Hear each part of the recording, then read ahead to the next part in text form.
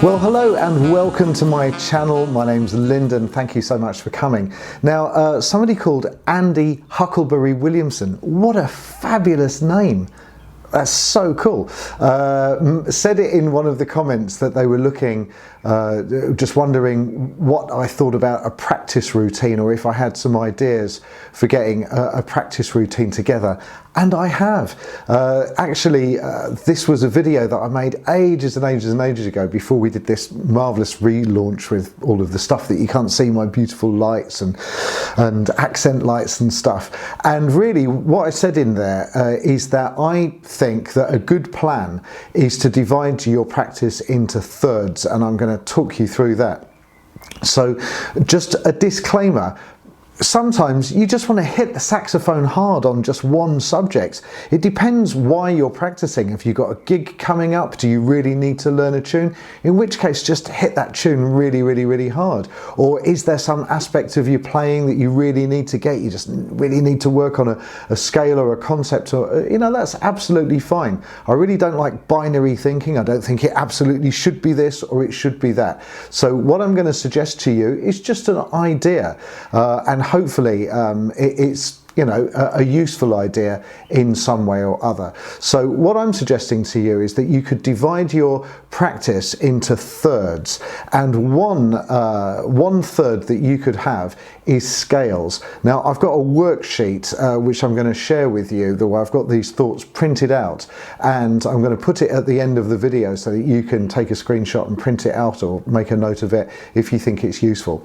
So 1/3 of your practice, I think, could be scales, and then another third of your practice could be tunes, and another third improvisation. And I think that's a really, really nice sort of, those three broad topics is a nice way to go. And so some ideas around scales. So obviously the major scales, or in my mind it's quite obvious that the major scales are the key to so many other super cool things. So you could practice on your major scales. If you're not comfortable with the notes of a major scale, then now's a great time to practice that. And if you do feel more comfortable with your major scales, then maybe you want to look at some patterns, or hitting the chord tones, or maybe doing a lick, or doing some some other kind of exercise within that major scale idea. Then other scales could fall into this category. So your Dorian minors, could you hit a Dorian minor in any key? Could you hit a Dorian minor descending in any key? Could you play patterns in a Dorian minor? Could you hit the chord tones? Those are all really, really, really good things to have under your fingers. Another type of scale which comes up all the time, and again, as a kind of self-taught pragmatic practicer, I want to think about things that are useful to me. So 2-5-1s, which is a chord structure that come up all the time, I'm going to practice those scales individually: majors, Dorian minors, and the next one, which I'm talking about now, which is dominant seventh scales or Mixolydian scales. And the same thing, can I hit the scale ascending? Can I hit it descending? Can I hit the chord tones? Do I know any patterns in that? Then what about relative minors? That's the sixth mode of the scale. Same question, can I hit it? Am I aware of it?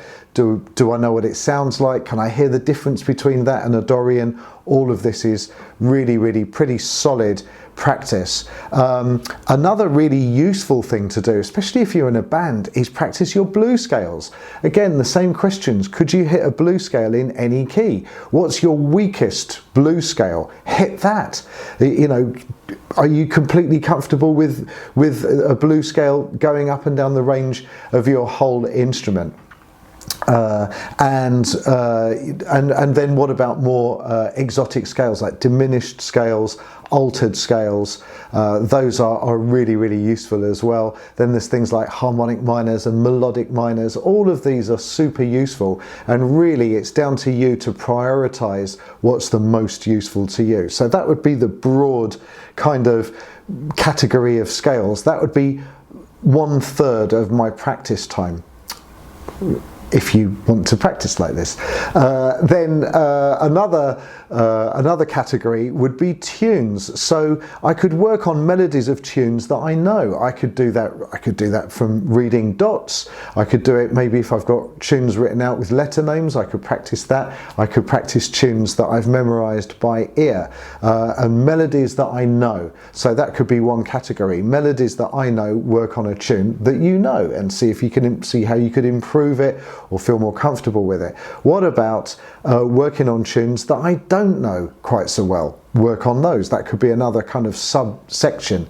And along with tunes, I would also think about chord charts. So if I know a tune quite well, like Autumn Leaves maybe, could I write out the chord chart to that? Am I aware of the chord chart and getting familiar with that and going through the chord chart of a melody would be good. And then another category that falls into this is any tune that's got like a tricky section rather. Some little bit of weirdness in a tune.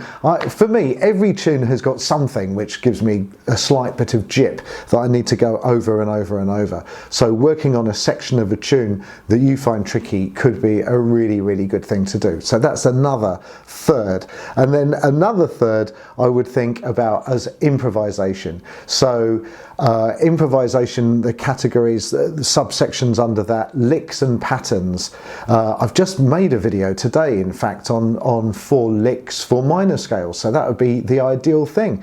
Work on a lick in lots of different keys and see if I can, how fluidly it moves around in other keys. Some are going to be nicer than others. That would be a really good thing to have. I've also made videos about patterns like thirds, da dee do do do dee do da do da, that type of thing. That's an excellent type of practice. That's so good and so powerful and going to make you so strong. And then jamming. So we're talking about improvisation. Can I jam? Can I jam on a major scale? I put one of my fantastic backing tracks on, Session Band, iReal Pro, Quartet are apps that I would regularly use with my iPad, or find a backing track on YouTube and just go for it. So I'd want to be able to improvise in a major scale situation, in a minor scale situation, and in a dominant 7th scale situation, and just have fun and just joyfully work up and down, hit the chord tones, hit the scales, and see if I can improvise and feel comfortable in those different types of scale or chord. And then having a look at chord charts. So we've mentioned Autumn Leaves. I would go back to the Autumn Leaves and see if I can improvise really nicely over the Autumn Leaves or Blue Bossa or any tune that I really, really like. Or I could get something like iReal Pro or Session Band and set up a 2-5-1 or a 6-2-5-1 or some other kind of common chord progression that would be beneficial for me when I'm coming to play other things. That would be such a good thing to do. Then the last thing that I would always do, and this is so important, is finish on a high note. And I'm not talking about F sharp or altissimo. I'm talking about finish on something which is fun. They're so important, and I think there's really good psychological reason for this. So the next time you go to practice your saxophone, your brain goes, saxophone time, is it? Right, let me just recap what I did last time.